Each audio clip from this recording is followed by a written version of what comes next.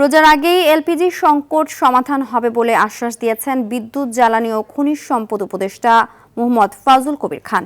তিনি বলেন, রমজান শুরুর আগেই এলপিজি সংকট কাটাতে ইরানের বিকল্প উৎস থেকে আমদানি করা হচ্ছে। বেসরকারি খাতের পাশাপাশি বাংলাদেশ পেট্রোলিয়াম কর্পোরেশনও বিপিসি আমদানি অব্যাহত রাখবে। সচিবালয়ের সরকারি ক্রয় সংক্রান্ত উপদেষ্টা পরিষদের সভা শেষে সাংবাদিকদের এসব কথা বলেন। বাজারে আসলেই এলপিজি সরবরাহ সংকট রয়েছে দাবি করে তিনি উপদেষ্টা বলেন, অসাধু ব্যবসায়ীরা এটা সুযোগ নিয়ে এলপিজির দাম বাড়িয়েছে। যে হিসাব ওরা দিছে এটা যদি সত্যি হয়, কারণ এটা তো প্রাইভেট সেক্টরের ব্যাপার, তো এই হিসাবটা সত্য হলে আমরা আশা করতেছি যে এটা রমজানের আগে এটাই হবে। আর পাশাপাশিভাবে আমরা বিপিসিকে অনুমতি দিছি। এখন ওকে এখানে দুই ধরনের আছে, যারা নিজেরা আমদানি করে এবং সব কিছু বটলিং, আমদানি থেকে বটলিং পর্যন্ত সব কিছু করে।